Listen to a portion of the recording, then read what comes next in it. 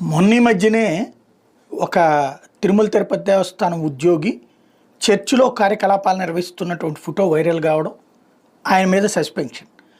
ఆ తర్వాత బండి సంజయ్ కీలకమైన వ్యాఖ్యలు చేయడం, దర్శనానికి వచ్చినటువంటి సందర్భంలో దాదాపు 1000 మంది దాకా పనిచేస్తున్నారు తిరుమల తిరుపతి దేవస్థానంలో అన్యమతస్థులు. వాళ్ళ మీద చర్యలు తీసుకోవాలని నేను గట్టిగా కోరుతున్నాను, కాదు డిమాండ్ చేస్తున్నాను అని చెప్పడం. దానికి ఆ తర్వాతన మేము అది వెరిఫై చేస్తున్నాము అంటూ ఒకవైపున టీటీడీ బోర్డు మాట్లాడింది, అటు భాన్ ప్రకాష్ మాట్లాడారు.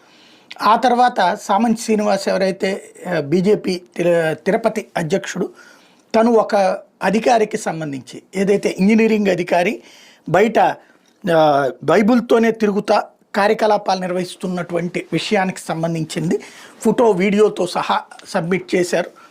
అది ఒకటి ఫోకస్ అయింది. ఇప్పుడు తిరుమల తిరుపతి దేవస్థానం అన్యమత ఉద్యోగులని